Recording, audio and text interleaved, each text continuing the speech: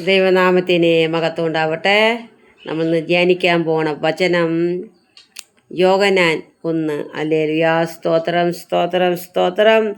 ആദിയിൽ വചനം ഉണ്ടായിരുന്നു, വചനം ദൈവത്തോട് കൂടെയായിരുന്നു, വചനം ദൈവമായിരുന്നു.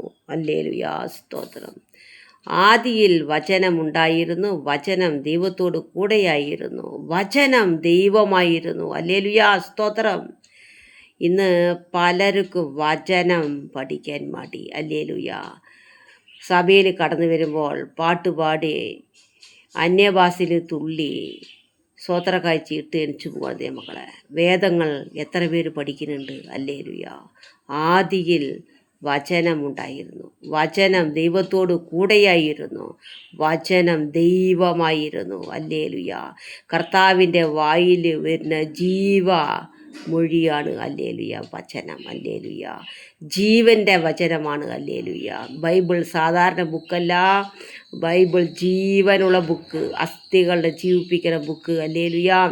വചനത്തിന് ജീവനുണ്ട്. ഹല്ലേലൂയാ.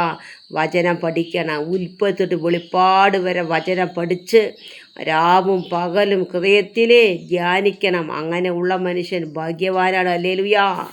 ഈ അന്ത്യകാലത്ത് വചനമില്ലാണ്ട് സത്യസന്ധമായി കർത്താവിൻ്റെ മുന്നിൽ നിൽക്കുവാൻ പറ്റില്ല. സാത്താൻ വീഴ്ത്തിക്കളയും. ഹല്ലേലൂയാ. കർത്താവ് നമ്മൾക്ക് ഒരു ആയുധം തന്നിട്ടുണ്ട്, അതാണ് സർവായുധം. ഹല്ലേലൂയാ. നിങ്ങൾ വചനം സർവായുധമായി ധരിച്ച് പിശാസിനോട് എതിർത്ത് നിൽപ്പേൻ, അവൻ നിങ്ങളെ വിട്ട് ഓടിപ്പോവും. ഹല്ലേലൂയാ.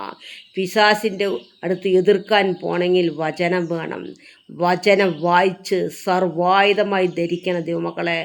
അല്ലാണ്ട് പിശാസിനെ എതിർക്കാൻ പറ്റില്ല. ഹല്ലേലൂയാ. വചനമില്ലാണ്ട് അവൻ എതിർക്കാൻ പോയാൽ അവൻ തട്ടിക്കളയും. ഹല്ലേലൂയാ. ദൈവത്തിൻ്റെ വചനം നിങ്ങൾ സർവായുധമായി ധരിച്ച് പിശാസിനോട് എതിർത്ത് നിൽപ്പേൻ, അവൻ നിങ്ങളെ വിട്ട് ഓടിപ്പോകും. ഹല്ലേലൂയാ. കർത്താവ് നമ്മൾക്കൊരു ആയുധം തന്നിട്ടുണ്ട്, അതാണ് സർവായുധവർഗം. ഹല്ലേലൂയാ. അതാണ് വചനമെന്ന സർവായുധം. ഹല്ലേലൂയാ. സ്തോത്രം. വചനം ദൈവമാണ്. ഹല്ലേലൂയാ. സ്തോത്രം. ഇന്ന് ഈ വചനം ധ്യാനിപ്പാൻ ദൈവം നമ്മളെ സഹായിച്ച കൃപയ്ക്കായ സ്തോത്രം. ഹല്ലേലൂയാ. ദൈവം നമ്മളെല്ലാവരും അനുഗ്രഹിക്കട്ടെ എന്ന് പ്രാർത്ഥിക്കുകയാണ്. ആമേൻ.